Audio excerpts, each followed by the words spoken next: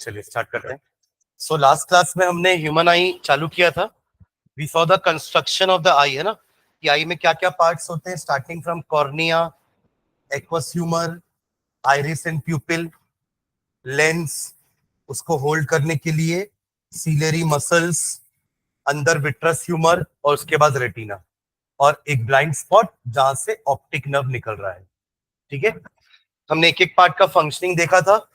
उसके बाद we talked about accommodation, है ना, पावर ऑफ एकोमोडेशन। वो इंपॉर्टेंट है क्योंकि उसी के कारण हम पास की और दूर की चीज उसी लेंस से उसी रेटिना पर देख पा रहे हैं, क्योंकि आपकी आई का जो लेंस है उसका फोकल लेंथ चेंज हो रहा है because of the involuntary action of ciliary muscles.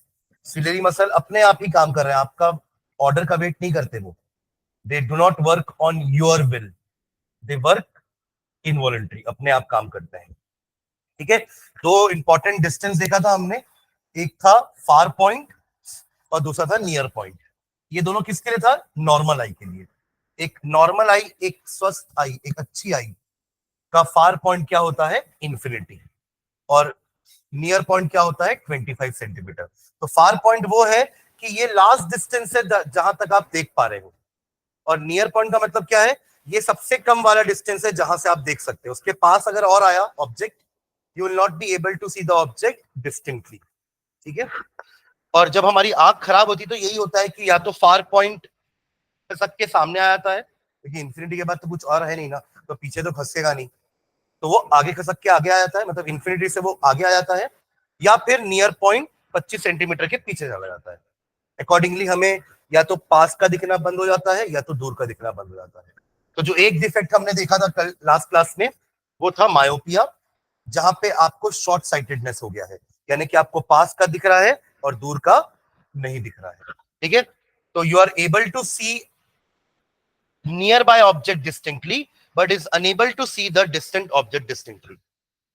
ठीक है, और इसका रीजन है कि आपका फार पॉइंट इंफिनिटी से खिसक के आगे आ गया है, the far point has become less than infinity. ठीक है, और उसके कारण भी होते हैं दो, रीजन होते हैं दो। एक तो आपका आई बॉल का बड़ा हो जाना, या आपके लेंस के पावर का बढ़ जाना। याद है ना वो बदला ले रहा है करके मैंने बताया था कि आपने पास रख रख के उसको मोटा कर दिया और अब वो पतला हो ही नहीं रहा है। तो अब वो ऐसा ही है, पास ऑब्जेक्ट के लिए भी वो ऐसा ही है, दूर ऑब्जेक्ट के लिए वो ऐसा ही है। तो पास के लिए ऐसा रहेगा तो चल जाएगा, सुन रहे क्या? पास के लिए ऐसा रहेगा तो चल जाएगा, बट दूर के लिए ऐसा होगा ना तो इमेज पहले ही बना देगा। देखिए, मोर पावर मतलब जल्दी कन्वर्जेंस, मोर पावर मतलब जल्दी कन्वर्जेंस करेगा, और जल्दी कन्वर्ज करेगा तो क्या होगा? रेटिना के पहले ही इमेज बन जाएगी, और इमेज तो हमें तभी दिखेगी ना जब इमेज रेटिना पे बनेगी। अब समझ लो मैं क्या बोल रहा हूं? इसलिए हमको नहीं दिख पाता दूर का। देखिए, आपकी आई का लेंस ऐसा हो गया है, अब इसको तो ठीक नहीं कर सकते आई के लेंस को, तो इसलिए अपन क्या करते हैं, करेक्ट करने के लिए बाहर एक कॉन्केव लेंस लगाते हैं, जो आने वाली पैरेलल लाइट को क्या करेगा? थोड़ा डाइवर्जिंग कर देगा। हमें पता है कॉन्केव लेंस डाइवर्जिंग नेचर का होता है, तो वो डाइवर्ज कर देगा, और फिर ये आपका हाई पावर आई लेंस, जिसका पावर बढ़ गया है, जिसका पावर बढ़ गया है, वो क्या करेगा? उसको प्रॉपरली रेटिना पे कन्वर्ज करा देगा, तो आपको दिखना चालू हो जाएगा। समझे क्या? तो ये हमने लास्ट क्लास में देख लिया था। तो इसमें तीन इंपॉर्टेंट डायग्राम है, या दो इंपॉर्टेंट डायग्राम है, एक मायोपिक आई और एक करेक्टेड आई। करेक्टेड आई में आपको सामने लेंस लगा देना है, ये वही है जो यहां लगा है। समझ गया? मतलब ये मायोपिक आई है और ये करेक्टिव आई है। समझ गए क्या? ठीक है, चलो नेक्स्ट सेकंड देखते हैं, हाइपरमेट्रोपिया। एक हो गया आपका myopia, the second one is hypermetropia. ठीक है, तो आज की क्लास में अपन सेकंड डिफेक्ट चालू करते हैं। तो हाइपरमेट्रोपिया जस्ट उल्टा है, यहां पे the person can see far away objects distinctly, but near away objects को वो डिस्टिंक्टली देख नहीं पा रहा है। यानी कि जो उसका नियर पॉइंट 25 सेंटीमीटर था ना, जब उसकी आंखें अच्छी थी तो वो 25 सेंटीमीटर में रखी हुई कॉपी को पढ़ पा रहा था, बुक को पढ़ पा रहा था, बट अब वो 25 सेंटीमीटर की रखी हुई बुक को नहीं पढ़ पा रहा है, तो उसको वो दूर करेगा। हम देखें जनरली हमारे जो दादा दादी नाना नानी होते हैं, वो पेपर को ऐसे दूर रख के पढ़ते हैं, क्योंकि उनका नियर पॉइंट जो है वो पीछे चला गया है। तो अब अगर वो पेपर को 25 सेंटीमीटर में रख के पढ़ेंगे ना, तो उनको पेपर में लिखे हुए अक्षर दिखेंगे नहीं, तो वो पेपर को दूर करते हैं देखते वक्त। ठीक है, तो उससे उनको दिखता है, या तो फिर चश्मा पहन के देखेंगे तो 25 सेंटीमीटर में रखी हुई चीज दिखेगी, क्योंकि उनका जो नियर पॉइंट है ना वो पीछे चला गया है। ठीक है, तो it is a defect which in which a human I can see distant object distinctly but is unable to see nearby object distinctly. The near point of hypermetropia क्या हो जाएगा? Hypermetropic eye का near point 25 सेंटीमीटर से ज्यादा हो जाएगा। ठीक है, is greater than 25 सेंटीमीटर। ठीक है, अब इसके भी दो रीजन होते हैं, उसका जस्ट ऑपोजिट रीजन। हाइपरमेट्रोपिया में, सॉरी मायोपिया में क्या दो रीजन थे? पावर बढ़ जाना आंखों के लेंस का, और दूसरा रीजन था आई बॉल का बड़ा हो जाना। यहां दोनों उल्टा हो जाएगा, आपके आंखों का पावर कम हो गया है, लेंस का जो आंखों में जो लेंस है ना उसका पावर कम हो गया है, और दूसरा रीजन आई बॉल छोटा हो गया है। छोटा हो गया तो क्या होगा? इमेज रेटिना के पीछे बनेगी। पहले आपका आई बॉल का साइज ये था, अब वो छोटा होकर ऐसा हो गया, तो इमेज ऑब्वियसली पीछे ही बनेगी। ठीक है, और दूसरा लो कन्वर्जिंग पावर, कि वो कन्वर्ज रेटिना पे नहीं कर पा रहा है तो रेटिना के पीछे कन्वर्ज कर रहा है। लो कन्वर्जिंग पावर मतलब देर से कन्वर्ज करेगा। जैसे हाई कन्वर्जिंग का पावर का मतलब क्या था? जल्दी कन्वर्ज कर रहा था तो रेटिना के पहले ही इमेज बन जा रही थी। अब लो कन्वर्जिंग पावर में क्या होगा? रेटिना के बाद इमेज बनेगी। मतलब ना पावर लो होना चाहिए ना पावर हाई होना चाहिए आपकी आंखों के लेंस का। दोनों ही केस में इमेज रेटिना पे नहीं बनेगी और दोनों ही डिफेक्ट्स होते हैं। मतलब वही हो गया ना कि आपका आई का वो एकोमोडेशन करने का पावर खत्म हो गया है। समझ रहे? और ये जनरली होता है हमें ओल्ड एज में। ये कब होता है? ओल्ड एज में। इसलिए तो मैंने उस दिन कहा था कि हम जितने भी लोग चश्मा पहन के बैठे हैं इस रूम में, उन सबको मायोपिया ही है। सबको दूर का नहीं दिखता, सबको बोर्ड नहीं दिखता, क्लास में बैठते हैं तो बोर्ड नहीं दिखता। ठीक है, क्योंकि ये जनरली जो होता है ना ये आपको ओल्ड एज में होता है। बट ऐसा नहीं कि इस एज में नहीं हो सकता, बट वेरी रेयर। 100 में से 90 लोग तो मायोपिया वाले होंगे, वो 10 लोग हो सकता है हाइपरमेट्रोपिया वाले हों। ठीक है, और हम जो जिनको अभी मायोपिया हो गया है ना, ओल्ड एज में जाके हाइपरमेट्रोपिया भी होगा, क्योंकि वो तो एज के साथ होता है ना, और एज के साथ तो आप अपने आप को कंट्रोल नहीं कर सकते ना। एज के साथ जो आपकी बॉडी के अंदर होना है वो तो होगा। अरे हाँ, ना अभी आप कंट्रोल कर सकते थे टीवी पास से ना देख करके, फोन को ना चला करके, अभी आप कंट्रोल कर सकते थे तो नहीं कर पाए। पर वो चीज तो हमारे कंट्रोल में ही नहीं है। एज के बाद, एज के बाद तो बॉडी पार्ट्स का डिटेरियोरेशन चालू हो जाता है ना। आया ना? आज जितनी तेज दौड़ पा रहे हो, क्या 60 साल में भी इतनी तेज दौड़ोगे क्या? पहले तो ये बात है, जियोगे क्या उतना तक, है ना? फिर दौड़ेंगे।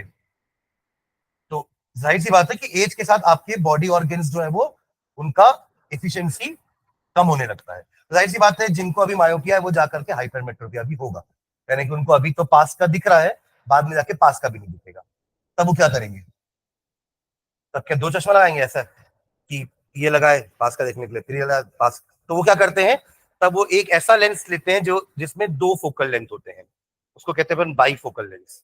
अब देखना जो आपके कुछ ग्रैंड पेरेंट्स को जो चश्मा लगा ना उसके नीचे ऐसा कुछ एक सर्कल भी होगा, वो सर्कल होता है कॉन्वेक्स लेंस का, और ऊपर वाला पार्ट है कॉनकेव का, क्योंकि अपन को ऊपर से दूर देखना है ना, और आप पढ़ते समय नीचे वाला पार्ट यूज करोगे तो जनरली ऐसा कभी कभी ऐसे देखते हैं, क्योंकि उनको ये पार्ट से देखना होता है। पास में रखी चीज है ना तो ऐसे पढ़ते हैं, अच्छा ये लिखा है ऐसे, क्योंकि उनको ये पार्ट से देखना होता है। समझ रहे ना? तो बाईफोकल लेंस में कॉनकेव भी है और कॉन्वेक्स भी है।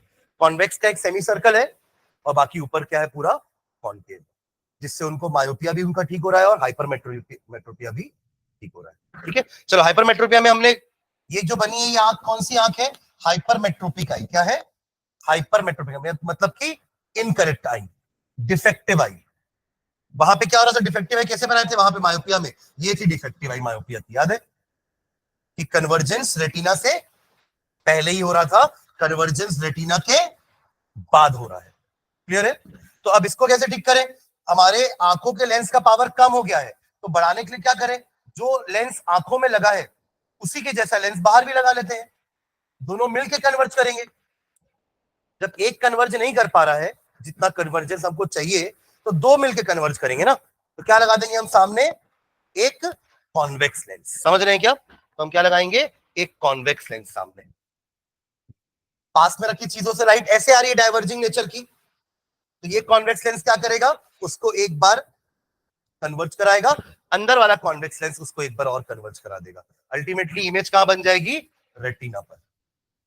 क्लियर है क्या आपका? तो हाइपरमेट्रोपिया को करेक्शन करने के लिए क्या करेंगे हम, सामने कॉन्वेक्स लेंस लगाएंगे। और उसका कारण ही है कि हमारे अंदर का लेंस ठीक से काम नहीं कर रहा है ना, पावर उसका कम हो गया है। तो आप कॉन्केव लगा दोगे तो और गड़बड़ हो जाएगा, और ज्यादा डाइवर्जिंग हो जाएगा, तो ये और आगे और पीछे बनने लगेगी। अभी जो इमेज यहां बन रही थी ना, यहाँ पे अगर आपने गलती से यहाँ पे कॉन्केव लगा दिया तो ये तो उसको और डाइवर्ज कर देगा, फिर ये कन्वर्ज करेगी तो ये और पीछे कन्वर्ज करेगी। तो that is not a solution. तो सोल्यूशन क्या है कि हमको कॉन्वेक्स लेंस ही और लगाना है ताकि पावर बढ़ जाए और हमारी इमेज रेटिना पर बन जाए। क्लियर है? तो this is the correction for hypermetropic eye. अब जाहिर सी बात है, आप हाइपरमेट्रोपिक आई के लिए कॉन्वेक्स लेंस यूज कर रहे हो जिसका फोकल लेंथ पॉजिटिव होता है, तो पावर भी क्या होगा, पॉजिटिव। तो हमने जो चश्मा पहना है उसमें कॉन्केव लेंस है, तो पावर्स आर नेगेटिव। और अगर आपको पास का दिखना बंद हो जा रहा है तो उस केस में आप कॉन्वेक्स लेंस पहनोगे, then the power will be positive. Right सी बात है। देखो, फोकल लेंथ नेगेटिव है तो पावर नेगेटिव होगा, और फोकल लेंथ पॉजिटिव है तो पावर भी पॉजिटिव होगा। नेगेटिव किसका होता है, कॉन्केव का। कॉन्केव किसमें पहनते हैं, मायोपिया को ठीक करने के लिए। और पॉजिटिव किसका होता है, कॉन्वेक्स लेंस का। और कॉन्वेक्स लेंस कब पहनते हैं, हाइपरमेट्रोपिया को ठीक करने के लिए। समझ में आ रहा है क्या? ये कंक्लूजन है पूरे दोनों डिफेक्ट का। ठीक है, चलो, तो ये हमारे दो डिफेक्ट हो गए। इसके ना क्वेश्चन करते हैं, ठीक है? तो आप लोग एक काम करना, हाइपरमेट्रोपिया के लिए जगह छोड़ देना, जिनका भी हाइपरमेट्रोपिया तो अभी किसी ने नहीं लिखा है, मायोपिया वाले तो जगह छोड़ेंगे अपने बुक में, हाइपरमेट्रोपिया के लिए भी जगह छोड़ दीजिए, क्योंकि हम न्यूमेरिकल करने वाले हैं इसके। मतलब अब आप जाओगे डॉक्टर के पास तो वो आपको ठीक करने के लिए लेंस बताया था ना कि ये पावर का लेंस आपको लगेगा। अल्टीमेटली आपको पावर डिसाइड होगा कि 0.5 0.75 इस टाइप का पावर, वो कहां से आया, how they decided the power. समझ रहे हैं क्या? तो उसके लिए अपन न्यूमेरिकल करेंगे। ठीक है, तो फार पॉइंट वाला कहां से कहां तक है, सॉरी, ये हाइपरमेट्रोपिया, ये तो मायोपिया ही है। यहां से चलो हाइपरमेट्रोपिया है ना, तो एक और ये दो पेज भी पूरा नहीं है तो आधा ही है। लिखोगे क्या अभी, अभी लिखोगे कि लिख लोगे, लिख लोगे पक्का, पर जगह छोड़ दो क्योंकि न्यूमेरिकल लिखना है। ठीक है, चलो चालू करो न्यूमेरिकल का। फिर वो येलो वाला जो पार्ट है ना वो लिखेंगे question, just right the question. अभी ये कुछ नहीं लिखना अभी, है ना, मैं समझाऊंगा उसके बाद लिखेंगे। राइट द क्वेश्चन, हाइपरमेट्रोपिया के लिए जगह छोड़ने के बाद राइट द क्वेश्चन।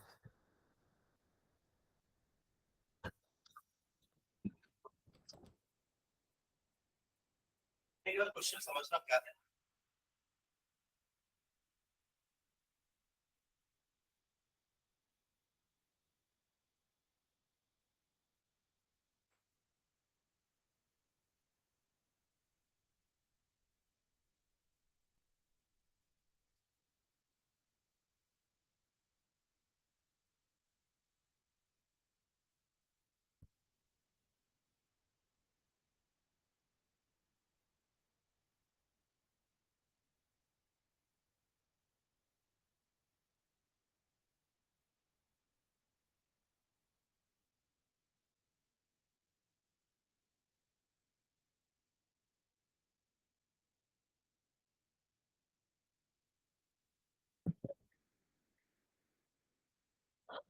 लिख लिए? क्वेश्चन समझे क्या बोल रहा है?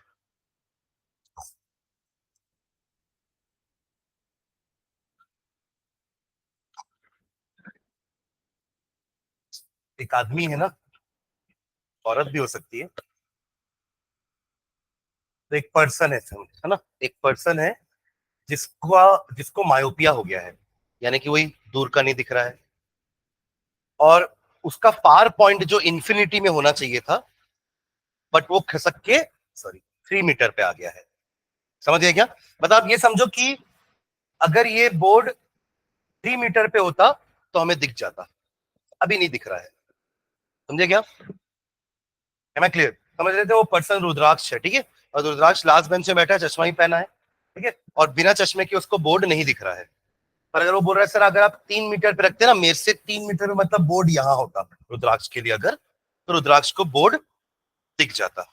ये उसका क्या है, नया फार पॉइंट है 3 metre. Find the power of the corrective lens that will correct the vision. अब इसके विजन को करेक्ट करने के लिए हमें किस टाइप का लेंस और उसका पावर क्या होना चाहिए। तो ऑब्वियसली मायोपिया है तो कॉन्केव लेंस होगा, इतना तो श्योर है। मायोपिया है तो कॉन्केव लेंस होगा। अब उसका पावर कैसे निकालेंगे? पावर निकालने के लिए फोकल लेंथ चाहिए, P is equal to 1/f होता है ना। तो पावर निकालने के लिए we need a focal length. और फोकल लेंथ कहां से निकालेंगे? हम अपने लेंस फॉर्मूला से। किससे निकालेंगे? लेंस फॉर्मूला से। अब कैसे निकालेंगे ध्यान देना। यहां हमको ऐसा करना है कि ये जो ऑब्जेक्ट है, ऑब्जेक्ट ये है ना, स्क्रीन इज द ऑब्जेक्ट जो इसको धुंधला दिख रहा है। पर अगर ये स्क्रीन 3 मीटर पे होती तो इसको सही दिखती। तो अपन क्या करेंगे, ऑब्जेक्ट डिस्टेंस इंफिनिटी और इसका इमेज बनाएंगे 3 मीटर पे। क्या बनाएंगे? इसकी इमेज बनाएंगे 3 मीटर पे और फिर उसकी इमेज इसको सही दिखेगी। मतलब ये डायरेक्टली ऑब्जेक्ट नहीं दिखेगा। इसका ये वाला लेंस पता है क्या करेगा? ये वाला लेंस जो बाहर पहना है मैंने, ये वाला लेंस काम करेगा कि जो ऑब्जेक्ट इंफिनिटी पे है ना, उसकी इमेज 3 मीटर पे बना दे। और 3 मीटर पे तो अंदर वाली को दिखता है। समझ रहे हो क्या? अंदर वाली को इंफिनिटी वाला नहीं दिख रहा था, पर अंदर वाली ये बोल रही है कि अगर ये ऑब्जेक्ट 3 मीटर पे होता तो मैं देख लेती। तो फिर हमने एक लेंस लगाया जिसने इस ऑब्जेक्ट की इमेज को 3 मीटर पे बना दिया और अब अंदर की आई इसको देख पाएगी। तो लगाना तो दोनों ही पड़ेगा ना। ये इसने बनाया है इसकी इमेज को 3 मीटर पर और फिर वो इमेज हमारे लिए नया ऑब्जेक्ट है। वो इमेज हमारे लिए नया ऑब्जेक्ट है। तो एक्चुअली पता है ये हमारा अभी रुद्राक्ष का लेंस क्या कर रहा है, जो बाहर लगा हुआ है उसने इसको यहां खिसका दिया है। यहां दिख रहा है क्या आपको? नहीं है ना, पर ये रुद्राक्ष के इस लेंस को दिख रहा है। समझ रहे हैं?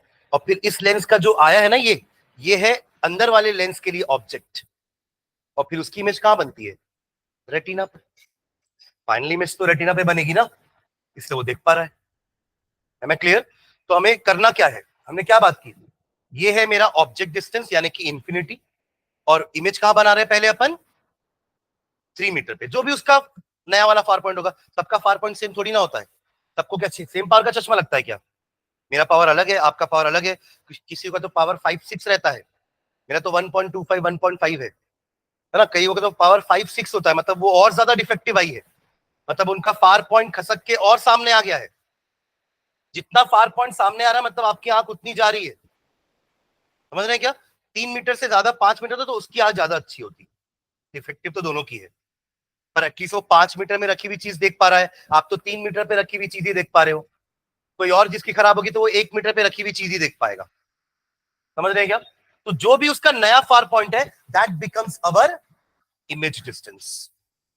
समझे क्या? और माइनस क्यों लिए? क्योंकि देखो ऑब्जेक्ट भी यही है, इमेज भी यही है।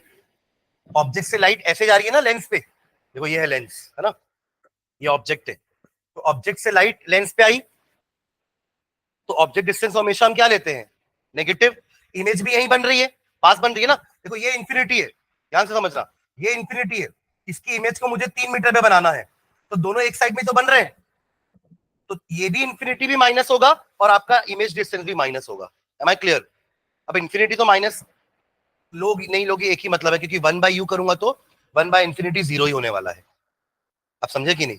यहाँ माइनस नहीं लिखा हूं तो भी चलेगा, क्योंकि अल्टीमेटली 1/इंफिनिटी क्या हो जाएगा? 0, या 1/-इंफिनिटी भी 0 ही हो जाएगा। Am I clear? समझिए क्या? तो ये हमारा बेसिक है।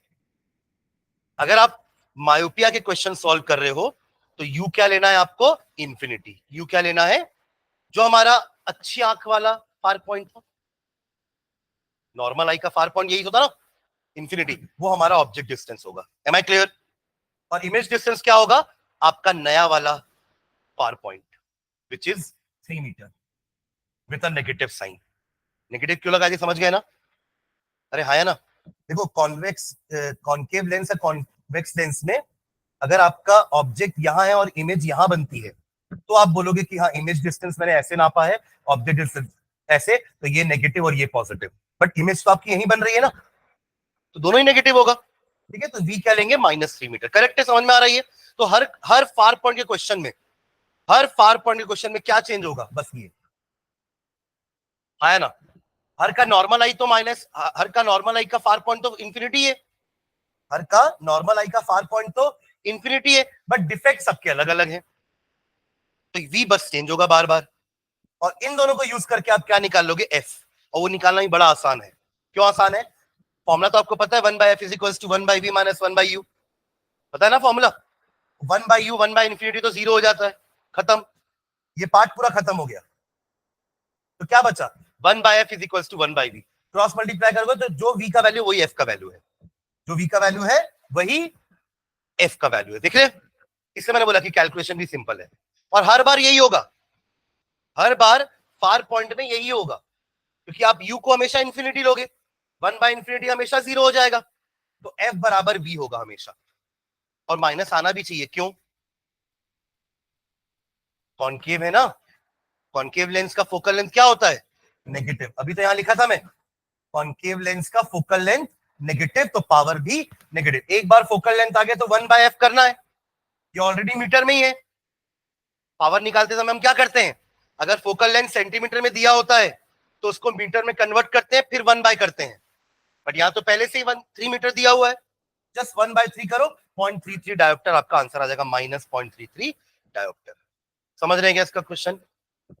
पक्का है ना? फिर उसका सॉल्यूशन नोट डाउन करो, और देखो वो सॉल्यूशन में जो ऊपर व्हाइट लाइन में लिखा हुआ ना 3 लाइन, वो फार पॉइंट, ये मायोपिया को सॉल्व करने का तरीका है, एक बार पढ़े उसको फिर आप लोग लिखना क्या है। देखो, for the person to see the object at infinity the image should be formed at 3 metre, क्योंकि उस पर्सन को इंफिनिटी पे रखी चीज तो नहीं दिख रही है, पर अगर वो 3 मीटर पे पड़ी होती तो दिख जाती।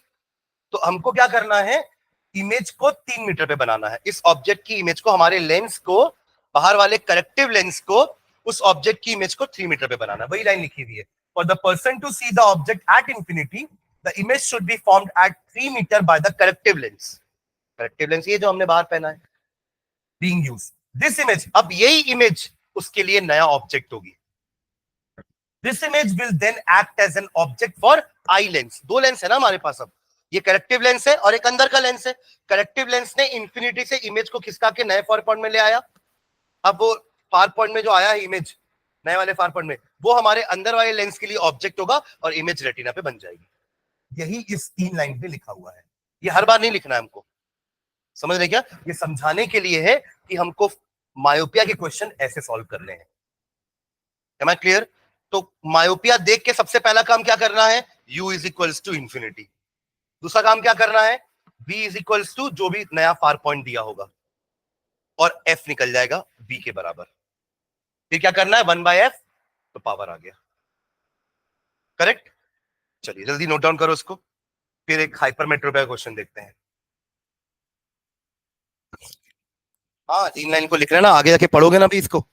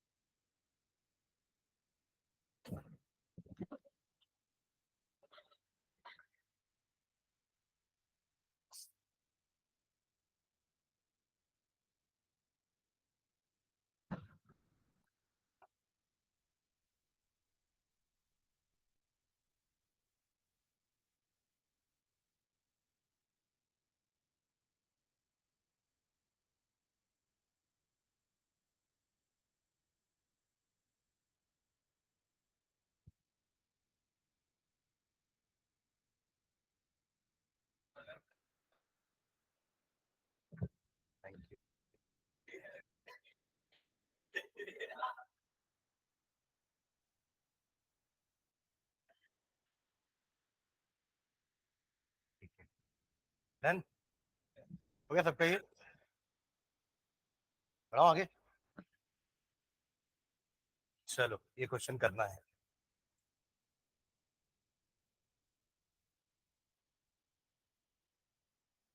चलो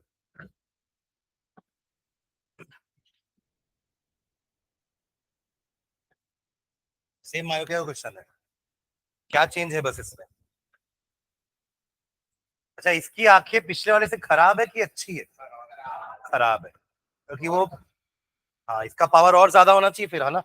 उसका पावर कितना है था? 0.33 डायोप्टर ना। इसका पावर और ज्यादा होना चाहिए कॉन्केव लेंस का। A person with a myopic eye can not see distant object beyond a distance of 1.5 metre. मतलब 1.5 मीटर के बाद कुछ भी रखा उसको नहीं दिखेगा ठीक से।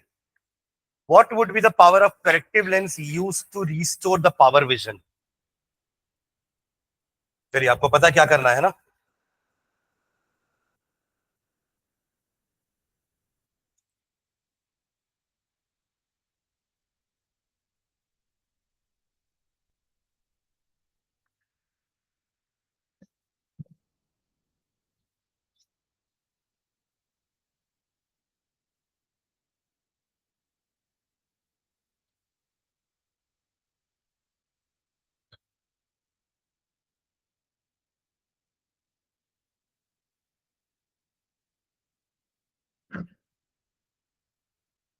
ऐसे देखना नहीं है, बनाना है क्वेश्चन। पहला step u is equals to infinity. Second step b is equals to -1.5। Third step 1/f is equals to 1/v minus 1/u। Put कर दो वैल्यू, 1/इंफिनिटी 0 हो जाएगा, f बराबर आ जाएगा -1.5 मीटर्स। आ रहा है? बस पावर निकालने के लिए 1/f।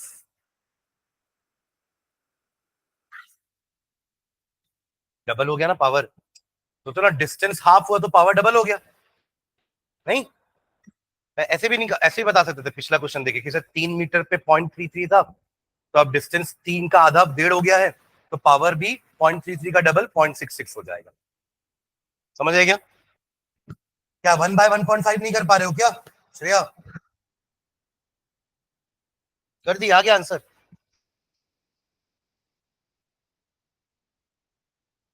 है ना? ऑलरेडी मीटर में कोई दिक्कत नहीं है। अगर देखो नहीं सॉल्व कर पा रहे तो ऐसे कर उसको, 15 को क्या 1.5 क्या लिख सकते हो? 15/10 लिख सकते हो। अरे हाँ, है ना? फिर ये ऊपर चला जाएगा तो 10/15 हो जाएगा। 10/15 मतलब 2/3 हो जाएगा। 2/3 मतलब 0.66666 चलता रहेगा। इसको राउंड ऑफ करके 0.67 कर देंगे डायोप्टर। यूनिट लिखना मत बोलना, डी डायोप्टर, ठीक है? हाँ माइनस। डन। चलो अब हाइपरमेट्रोपिया का देखते हैं, ठीक है? अब हाइपरमेट्रोपिया में क्या हो रहा है?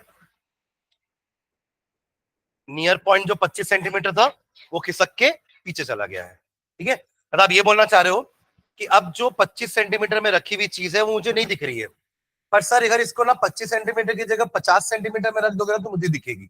मतलब मेरा नया नियर पॉइंट क्या हो गया है? 50। तो अगेन अब ऑब्जेक्ट डिस्टेंस क्या होगा? 25 सेंटीमीटर। जैसे वहां इंफिनिटी था, अब नया, अब ऑब्जेक्ट डिस्टेंस क्या होगा? 25 सेंटीमीटर। और अब मेरे लेंस को क्या करना है? अभी मत लिखो। अब मेरे लेंस को क्या करना है?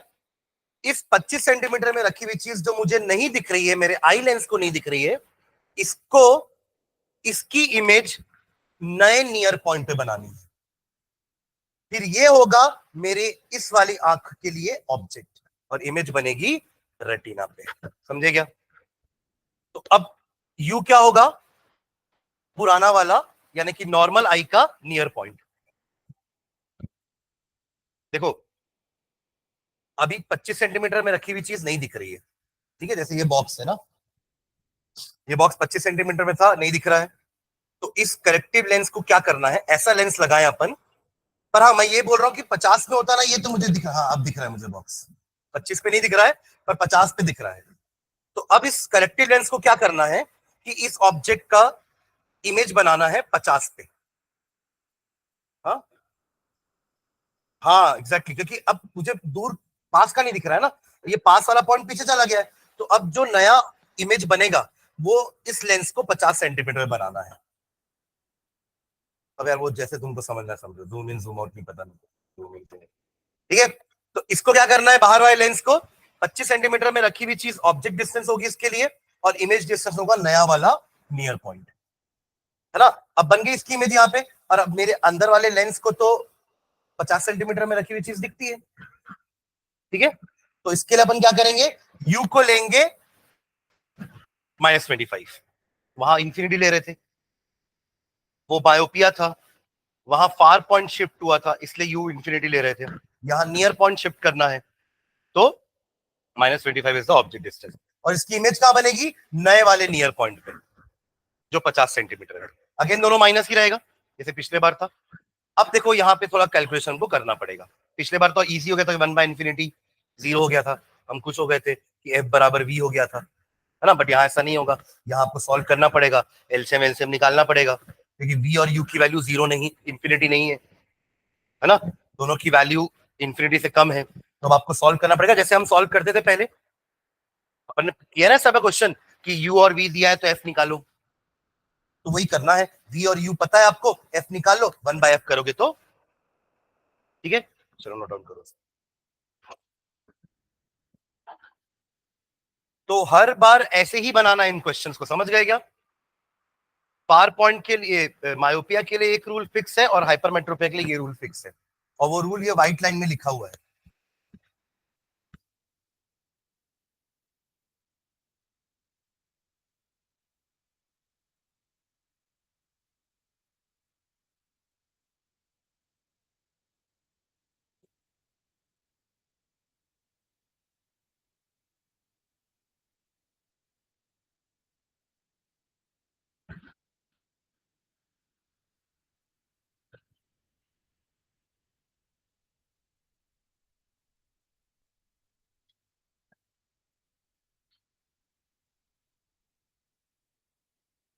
पेन से क्यों नहीं बना रहे हो, बना है, पेन से क्यों नहीं लिख रहे।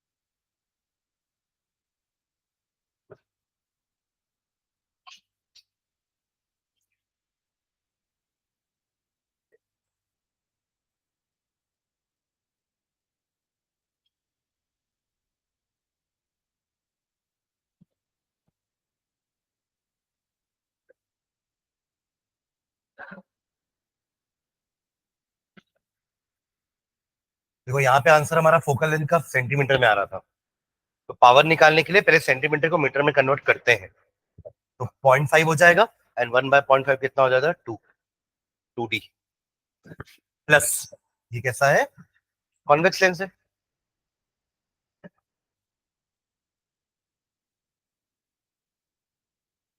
क्या हुआ, क्या हुआ,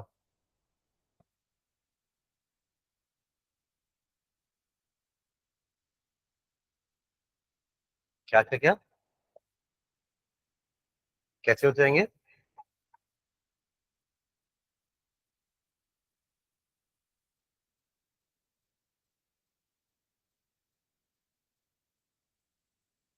यंग एज में हमें अभी हमने कॉन्केव पहना है, ओल्ड एज में जाके हमें हाइपरमेट्रोपिया भी हो जाएगा तो कॉन्वेक्स भी पहनना पड़ेगा। तो उसके लिए फिर हम बाईफोकल लेंस यूज करते हैं, जिसमें लेंस ऐसा रहेगा पूरा, ये पूरा कॉन्केव है और नीचे वाला पार्ट कॉन्वेक्स होगा, जिससे वो इस पार्ट से पास का देखेंगे और ऊपर वाले पार्ट से दूर का देखेंगे।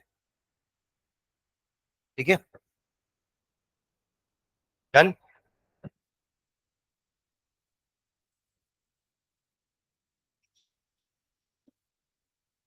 चलो जल्दी।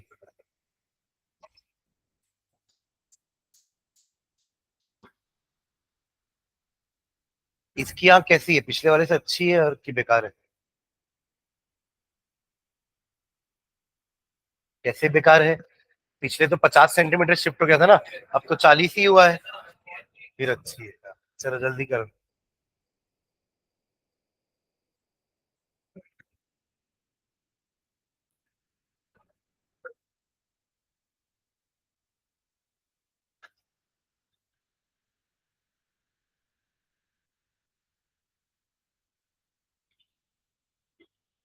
हाँ,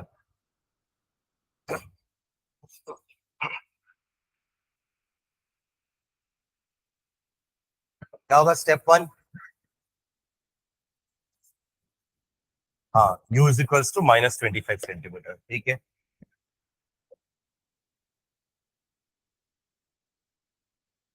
v is equals to -40, correct. u is equals to -25, वो तो फिक्स रहेगा हमेशा ही। v डिपेंड करेगा कि आंख कैसी है ना। तो v हो जाएगा -40 सेंटीमीटर, करेक्ट। ओके, चलो निकाल लो f फटाफट, फॉर्मूला लगा के। 1/f is equals to 1/v -1/u, sign के साथ रखेंगे सब वैल्यूज, है ना।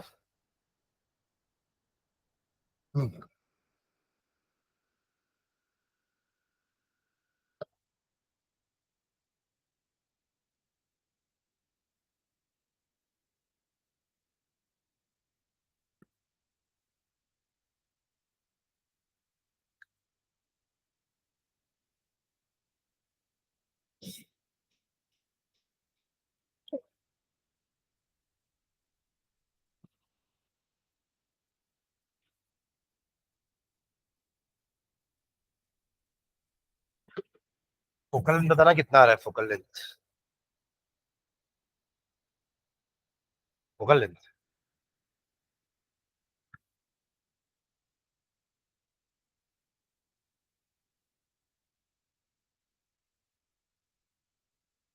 एलसीएम कितना आया? 40 और 25 का एलसीएम 200। हाँ,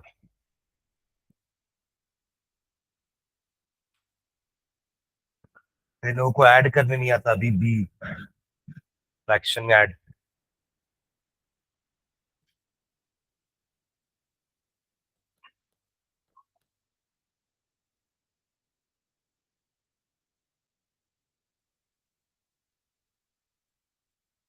इतना तो लिखे हो ना, कम से कम वैल्यूज तो पुट किए हो।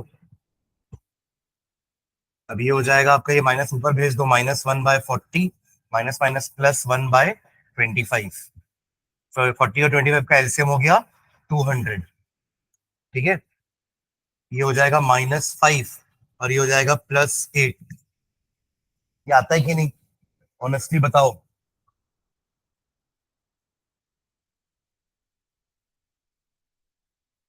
तो ये हो जाएगा 3/200, 1/f 3/200 आया है। 6 पॉइंट कैसे 60 पॉइंट आएगा?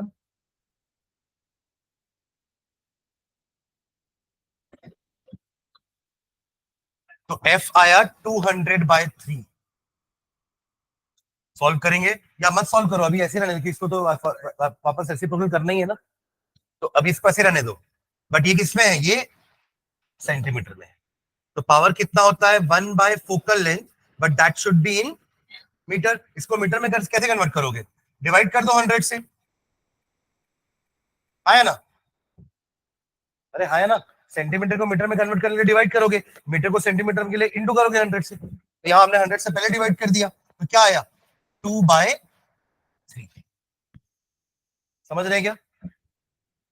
तो यहाँ उल्टा करूंगा तो क्या हो जाएगा, ये 1/2/3। 3 उल्टा होके चला जाएगा 3/2, that will be 1.5 dioptre. 1.5 dioptre. Clear है? जिनको अभी भी लग रहा है ना कि ये मेरे को प्लस माइनस नहीं आ रहा है तो बताओ, है ना?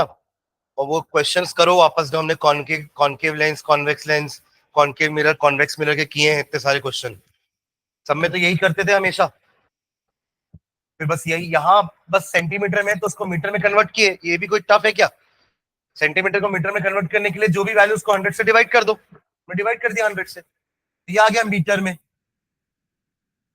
अब उसको प्लेस कर दिए यहाँ पे, उल्टा गया तो 3/2 हो गया, 1.5 डायोप्टर। ठीक है, तो ये हमारा आंसर हो गया। हो जाएगा? ठीक है, चलो नेक्स्ट हैंड डालेंगे। डिस्पर्जन। डिस्पर्जन।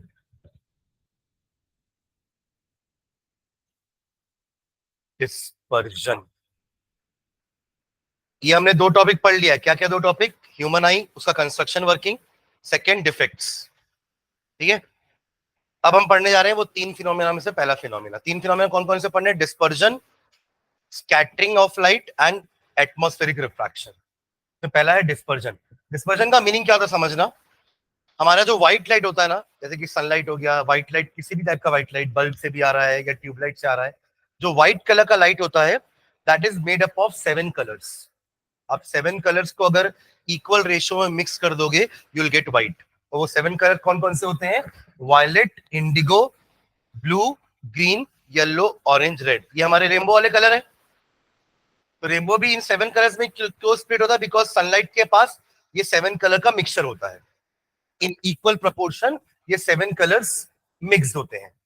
ठीक है, एयर में क्या होता है ना, इन 7 कलर्स की लाइट की स्पीड सेम होती है, यानी कि all the colours travel with the same speed. और वो एयर की स्पीड क्या होती है? 3 × 10⁸ मीटर पर, ये वैल्यू फिक्स होती है एयर में। पर जैसी वो एक मीडियम में जाता है, जैसे कि ग्लास, तो हमने एक प्रिज्म रखा, ये ट्रायंगल फॉर्म में आता है, प्रिज्म बोलते हैं इसको, है ना? तो इसके अंदर अगर अपने व्हाइट लाइट को पास कराया तो अंदर जाने के बाद सब कलर की स्पीड अलग अलग हो जाती है। That is why they split. Refract तो हो रहे हैं, बेंड तो हुआ ना, देखो ये लाइट गई और ऐसे बेंड हो गई। ठीक है आपको? चलो सिंगल नहीं तो बना के दिखाता हूं। ये रहा प्रिज्म, जैसे अपन वो नहीं लिए थे रेक्टेंगुलर ग्लास स्लैब, याद है? रेक्टेंगुलर ग्लास स्लैब था ना, ये ट्रायंगल फॉर्म में है, बस यही फर्क है। अब यूं समझिए कि यहां पे भी 2 बार रिफ्रैक्शन हो रहा था कि नहीं? ये रही इंसिडेंट रे, नॉर्मल, रिफ्रैक्टेड रे, नॉर्मल, इमर्जेंट रे।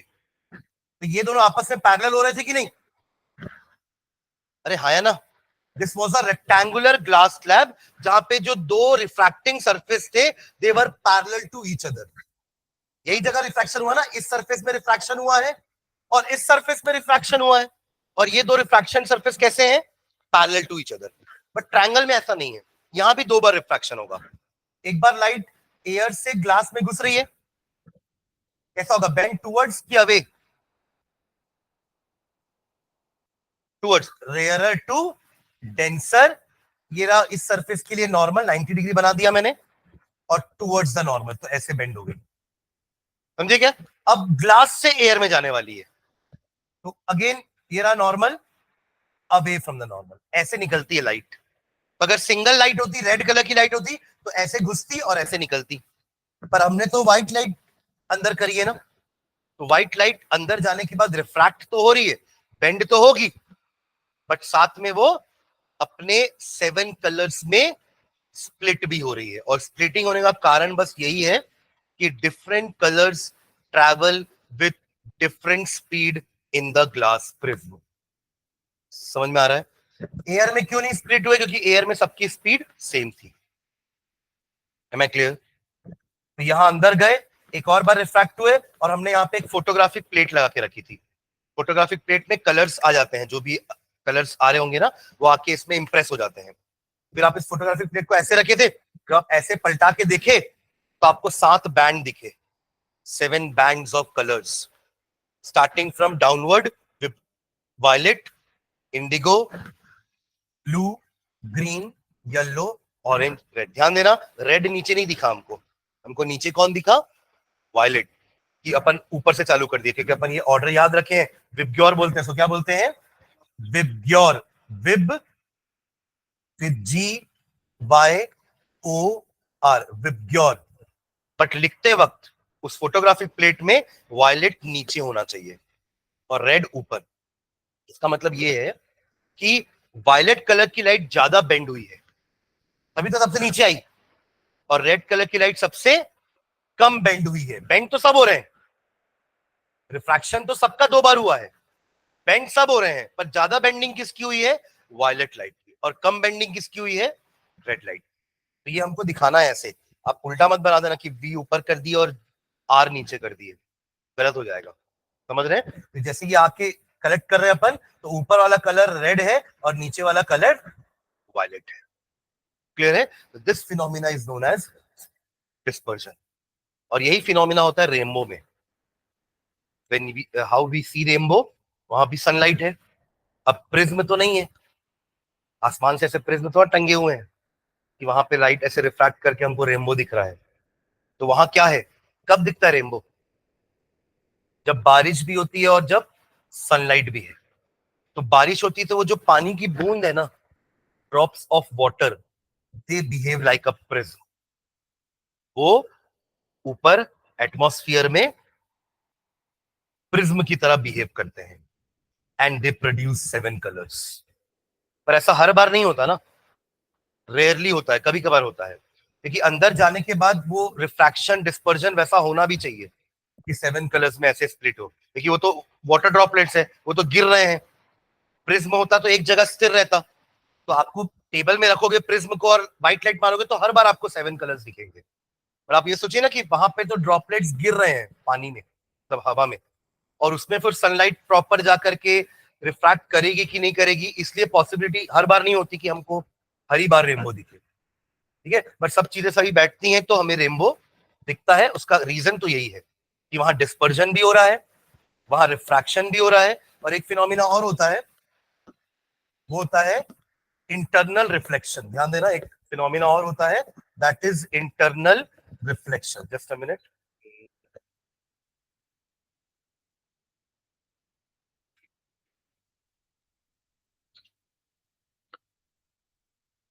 देखो ये वाला पार्ट, रेनबो कैसे बन रहा है, ये आपका वाटर ड्रॉपलेट जो बिहेव कर रहा है प्रिज्म की तरह, ये गई सनलाइट, व्हाइट लाइट अंदर, अंदर जाने के बाद वो अपने 7 कलर्स में स्प्लिट, यहाँ पूरे 7 कलर्स दिखाए नहीं है ना, बट ये है पहला और ये है आखिरी कलर, बीच में 7 बैंड और होंगे, सुन रहे हैं? और अंदर जाने के बाद क्या हो रहा है ना, रिफ्रैक्ट होके वो यहीं से नहीं निकलती लाइट, वो वापस इधर आके रिफ्लेक्ट होती है। इसको कहते हैं total internal reflection. Total internal reflection का मीनिंग क्या है कि जैसे देखो, ये आपका सरफेस है, ये आपकी लाइट ऐसे गई, ये रहा नॉर्मल, और इट बेंड्स अवे या टुवर्ड्स द नॉर्मल, ठीक है। ये रहा आपका इंसिडेंट एंगल और ये रहा आपका एंगल ऑफ रिफ्रैक्शन, ऐसे निकालते हैं। एक समय ऐसा आएगा जब इंसिडेंट एंगल जो है वो इतना ज्यादा हो जाएगा कि लाइट रिफ्रैक्ट होने की बजाय पूरी की पूरी क्या हो जाएगी, reflect in the same medium. समझ रहे हैं क्या, मतलब इंसिडेंस एंगल अगर एक वैल्यू से ज्यादा हो जाता है ना, तो रिफ्रैक्शन होना बंद हो जाता है, तब क्या होता है, रिफ्लेक्शन। तभी इसको नाम दिया टोटल इंटरनल रिफ्लेक्शन। क्यों बोले, देखो टोटल क्यों, क्योंकि सारी की सारी लाइट रिफ्लेक्ट हो गई इंटरनली, वहां गई ही नहीं। और ऐसा तभी होता है जब एंगल ऑफ इंसिडेंस एक क्रिटिकल एंगल से ज्यादा हो जाए। तो वही चीज यहां पर हो रही है, जिससे लाइट इधर बेंड होकर बाहर नहीं निकली, वो वापस यहीं से रिफ्लेक्ट करके फिर वो यहां से ऐसे बाहर निकली, तो आपको यहां से रेनबो दिखता है बाहर आता हुआ। समझ में आ रही बात। तो ये रेनबो के पीछे जो रीजन है उसमें एक डिस्पर्जन भी है, ठीक है। ठीक है, चलो बाकी अपन नेक्स्ट क्लास में फिनोमिना देखते हैं। बस ये समझ लेना कि इसमें आपको क्या क्या लिखना है ना। अभी ये रेनबो रेनबो मत लिखना, अपन आगे लिख लेंगे रेनबो, है ना। अभी आपको सिर्फ क्या करना है, जो आपका ये हाइपरमेट्रोपिया का नोट्स है, और जिन्होंने मायोपिया का भी नोट्स नहीं लिखा है, वो मायोपिया का नोट्स भी कंप्लीट करेंगे। और हाइपरमेट्रोपिया जो अपने आज चालू किया था यहाँ से, ये 2 पेज तो लिखना ही है आपको। ये 1 पेज हाइपरमेट्रोपिया का है ये दूसरा पेज हाइपरमेट्रोपिया का, ये लिखना है। और उसके बाद ये क्वेश्चन तो हमने चारों कर लिए हैं, एक आपने देख के किया, एक आपने बिना देख के किया, फिर आपने देख के किया, एक बिना देख के किया। 4 क्वेश्चन ये थे। डिस्पर्जन का ये भी मैंने समझाया। डिस्पर्जन डिस्पर्जन का एक्चुअली जो डेफिनेशन है वो यहां से चालू होता है। तो आप ये वाला स्लाइड लिखेंगे, समझ में आ रहा है? ये सिर्फ समझाने के लिए ये वाली स्लाइड है इसमें, है ना, ये पूरी। इसको मत लेना क्योंकि कुछ भी अरेंज आपको दिख रहा है क्या यहाँ पे? कुछ अरेंज नहीं है, ये बस समझाया गया है, ठीक है। तो आपको सीधा कहाँ आना है? इस पेज में। इस पेज में आपको ऊपर की 2 लाइन पढ़ रहे हो। The phenomena of splitting up of white light into its constituent colours on passing through a prism is called dispersion. ये हो गया डेफिनेशन डिस्पर्जन का। सेकेंड लाइन में लिखा है कि वो बैंड ऑफ कलर को क्या बोलते हैं हम? स्पेक्ट्रम। क्या बोलते हैं? स्पेक्ट्रम। और उसमें ऑर्डर कैसा होता है? वायलेट से लेकर के रेड तक, ठीक है। और थर्ड लाइन लिखी प्रिज्म के बारे में कि प्रिज्म क्या होता है। प्रिज्म एक ट्रांसपेरेंट मीडियम है बाउंडेड बाय 2 प्लेन, बट वो 2 प्लेन अब रेक्टेंगल के जैसे पैरेलल नहीं है। वो 2 प्लेन सरफेस कैसे है? इंक्लाइंड है एट सम एंगल, ठीक है। और ये डायग्राम। तो ये पेज बस लिखना है डिस्पर्जन के लिए। हेडिंग उस पेज में डली हुई है डिस्पर्जन की, है ना। डिस्पर्जन हेडिंग वहां डली हुई है, पर आपको लिखना क्या है? ये वाला पेज, बस यहां तक लिख के आएंगे। मतलब टोटल 3 ही पेज लिखने हैं। जिन्होंने मायोपिया तक लिख लिया होगा उनको 2 पेज हाइपरमेट्रोपिया का लिखना है और 1 पेज डिस्पर्जन का। That's it. यहीं तक लिख के लेके आना। इसके बाद का फिर मैं नेक्स्ट क्लास में आप लोगों को बताऊंगा, ठीक है। चलो, थैंक यू।